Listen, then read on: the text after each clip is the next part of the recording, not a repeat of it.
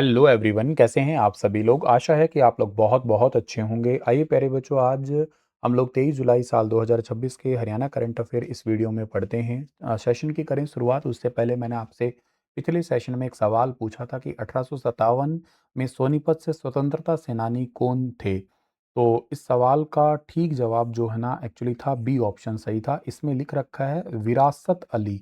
Actually ये विरासत अली नहीं, सही नाम था ये बिसारत अली। ये पेपर एक्चुअली एच टेट का था, अभी जो हुआ था 5 जुलाई की मॉर्निंग शिफ्ट का पेपर था उसमें था। और जैसा कि आप लोग जानते ही हैं उसमें बहुत सारे प्रिंट मिस्टेक थे। स्टिल वो अभी भी कह रहे हैं कि कोई मिस्टेक नहीं था, सब कुछ परफेक्ट था, everything is okay and all. और बाकी कहते हम लोग ग्रेस मार्क्स वगैरह पे सोचेंगे। खैर, तो आप लोग जानते हैं फिलहाल अब सेशन का टाइम है, तो आप सोचिएगा। ये नाम है बिसारत अली। ऑप्शन नंबर बी इसका परफेक्ट था आपका। अगर आप लोग प्रिपरेशन कर रहे हैं, हरियाणा टॉपर बैच है वो स्टार्ट हो चुका है कल से, और आप लोग इस बैच में अभी तक एनरोल नहीं किए हैं तो बैच में एनरोल कर सकते हैं आप लोग। और इसके साथ साथ जो है ना आप लोगों को ये पूरा बैच है, इसमें आपको हरियाणा जीके मिलने वाला है, करेंट अफेयर मिलने वाले हैं। ये साथ साथ आप लोगों को साइंस मिलने वाला है। इसमें group A B C D इन सब की आप लोग तैयारी कर सकते हैं। तो आप लोग इस बैच के अंदर जो है ना एनरोल कर सकते हैं स्टार आईक्यू एप्लीकेशन पे, या इसी वीडियो के डिस्क्रिप्शन बॉक्स में आप लोगों को इस बैच का लिंक है वो डायरेक्ट मिल जाएगा। हरियाणा विजन 2047 के अंतर्गत स्टार्टअप फंड के लिए कितनी राशि निर्धारित की गई है। तो हरियाणा विजन 2047 के अंतर्गत स्टार्टअप फंड के लिए जो है ना राशि निर्धारित की गई है 2000 करोड़ निर्धारित की गई है। एक्चुअली हरियाणा में 10 पद्मा औद्योगिक क्लस्टर है, ये सेटअप होंगे। एक तो वेरी इंपॉर्टेंट है ये। इसके साथ साथ जो है ना 2000 करोड़ का स्टार्टअप फंड है वो बेसिकली निर्धारित किया गया है, तो ये पॉइंट भी आप लोगों के लिए इंपॉर्टेंट है यहाँ पे। इसके साथ साथ जो है ना आप लोगों को इम्पॉर्टेंट पॉइंट और क्या है सर, और इम्पॉर्टेंट पॉइंट जो है ना हमारे पास में यहाँ पे वो रहने वाला है कि बरवाला के अंदर आधुनिक वुडन जोन बनेगा।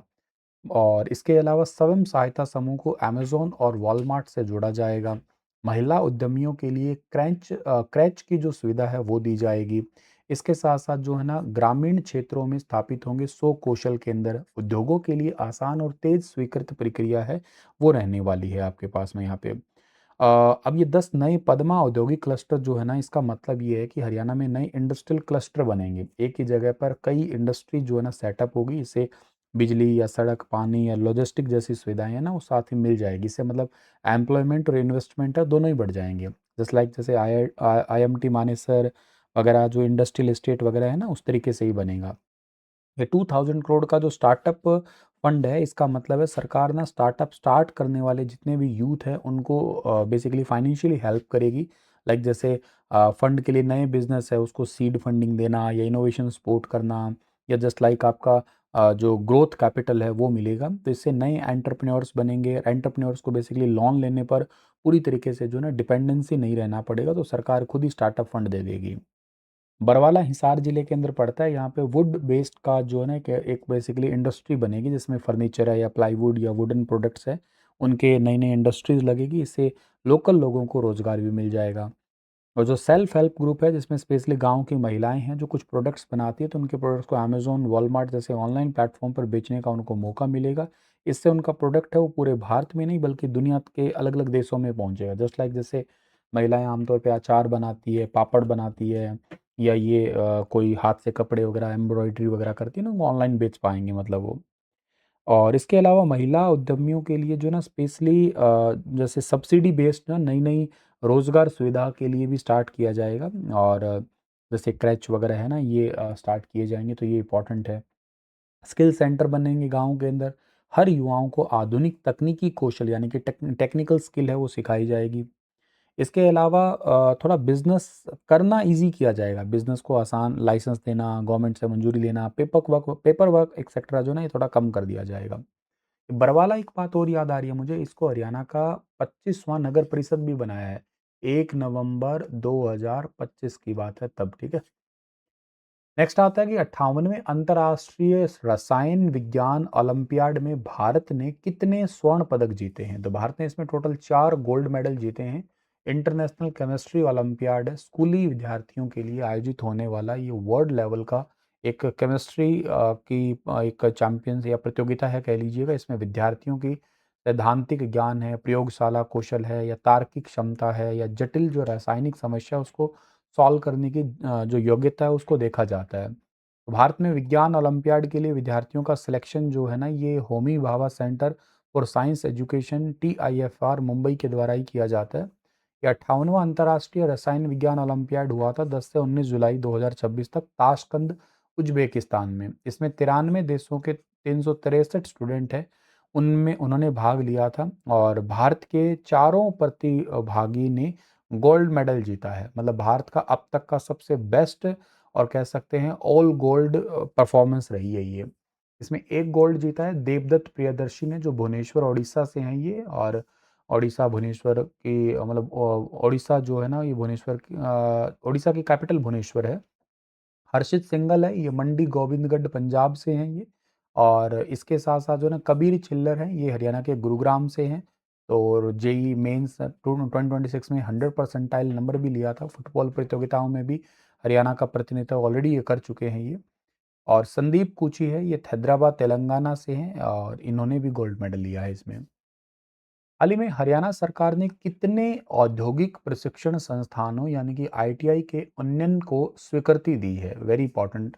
तो अभी हाल ही में हरियाणा ने टोटल 60 इंडस्ट्रियल ट्रेनिंग जो सेंटर है उनको मंजूरी दी है अपग्रेडेशन के लिए। देखो इसकी चर्चा इसलिए है कि 60 सरकारी औद्योगिक प्रशिक्षण संस्थान हैं, उनको बनाने के लिए 2,892 करोड़ रुपए की परियोजना की मंजूरी मिली है।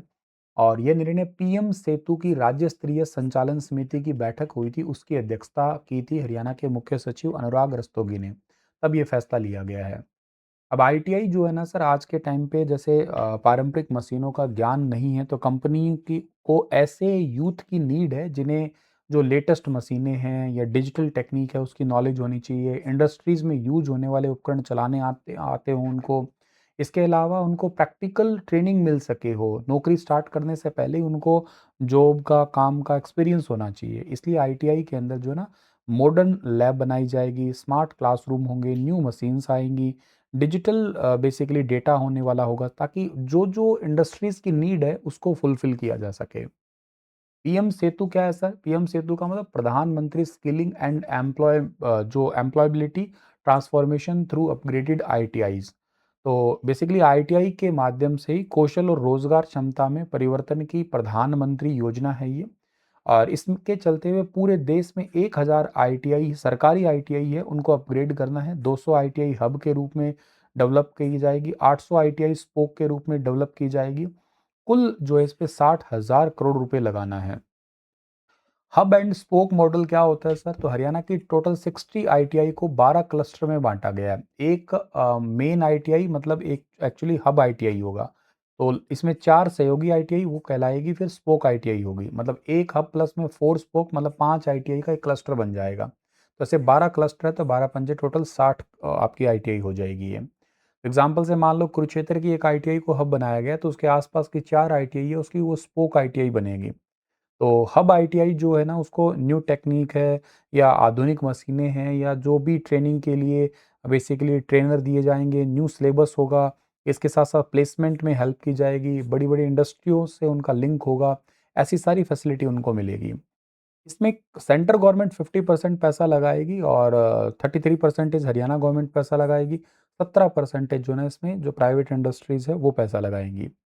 अब प्राइवेट इंडस्ट्री की क्या इसमें रोल होगा सर? तो ये केवल सरकारी निर्माण परियोजना नहीं है, मतलब इसमें थोड़े प्राइवेट कंपनियां भी है। जैसे वर्तमान में किन कौशल की डिमांड ज़्यादा है, कंपनियों को पता है ना भाई, मेरे को ये पता है ना कि मुझे किस चीज़ की ज़्यादा डिमांड है भाई। मुझे यहाँ पे कंटेंट क्रिएटर की नीड ज़्यादा है या मुझे पढ़ाने वाले टीचर की ज़रूरत ज़्यादा है या मुझे फॉर एग्जांपल के लिए PPT बना के PDF बना के देने की मतलब वो तो मुझे पता है। तो ऐसे ही कंपनी के अंदर कंपनी के मालिक को पता है कि किस चीज़ की नीड उनमें ज़्यादा है एक्चुअली।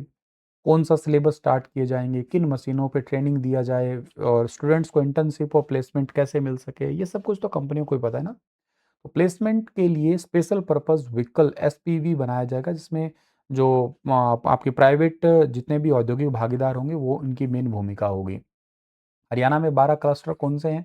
कुरुक्षेत्र, कलायत, कैथल, पलवल, छारा, झज्जर, सोनीपत और मतलोडा, पानीपत। ये हरियाणा का अभी थोड़ा टाइम पहले ही नगर पालिका समिति बनी थी, और बरेली कला जो कि रेवाड़ी का है। इसमें से कुरुक्षेत्र, पलवल, छारा, कलायत, सोनीपत के लिए एंकर इंडस्ट्री पार्टनर के सिलेक्शन की प्रोसेस है वो स्टार्ट भी हो चुकी है। तीनों क्लस्टर को फाइनेंशियल ईयर 2026-27 में जो है ना इनका कंप्लीट करने का टारगेट भी है वैसे। ओवरऑल इस योजना का टारगेट यही है कि आईटीआई को मतलब आधुनिक तकनीक से जोड़ना है, और जो इंडस्ट्रीज़ में रियलिटी में जिसकी ज़रूरत है वैसा सिलेबस ऐड करना है, ट्रेनिंग की जो क्वालिटी है उसको इंक्रीज़ करना है, ट्रेनर जो है ना उनको भी एक अपग्रेड और एक मॉडर्न लेवल का ट्रेनिंग देनी है, स्टूडेंट को प्रैक्टिकल एक्सपीरियंस प्रोवाइड करवाना है, स्टूडेंट्स को बेसिकली रोज़गार मिल सके, प्लेसमेंट की अपॉर्चुनिटी मिल सके, एक स्किल्ड आप कह सकते हो ह्यूमन रिसोर्सेस है वो प्रिपेयर करना है हमें। विदेश रोजगार प्रशिक्षण केंद्र के लिए हरियाणा के किन 2 जिलों का सिलेक्शन हुआ है? तो करनाल और पंचकुला 2 डिस्ट्रिक्ट का सिलेक्शन किया गया है इसमें। इसका मतलब ये है कि हरियाणा के अंदर करनाल, पंचकुला में ये 2 ऐसे हैं डिस्ट्रिक्ट जहाँ पे जो बच्चा विदेश में जाना चाहता है, उनको यहाँ पे ट्रेनिंग देके भेजा जाएगा। मई 2026 में स्टेट का जीएसटी संग्रह की कुल वृद्धि दर में हरियाणा ने देश में कौन-सा स्थान हासिल किया था? हरियाणा ने पहला स्थान हासिल किया था। तो हरियाणा का पिछले साल इसी महीने में 3649 करोड़ रुपए था, जो बढ़ के 807 करोड़ रुपए से ज़्यादा है, मतलब इसी महीने के संग्रह का। तो शुद्ध जीएसटी का लगभग कितना है सर? 4456 करोड़ रुपए रहा है, और इसी लिस्ट के अंदर मेघालय 19% के साथ दूसरे नंबर पे है। हरियाणा जो है ना 22% की शानदार विकास दर के साथ में आगे है ये। आज का सेशन इतना ही है। आप लोगों के लिए सवाल है, हरियाणा के जींद जिले में भूतेश्वर मंदिर किसने बनवाया था? इसका ठीक आंसर क्या रहेगा बताइएगा आप लोग। हँसते मुस्कुराते रहना, अपना ख्याल रखना, और के साथ-साथ हरियाणा टॉपर बैच में अगर आपने अभी तक एनरोल नहीं किया है, तो उस बैच को आप लोग एनरोल कर लेना अभी। Thank you.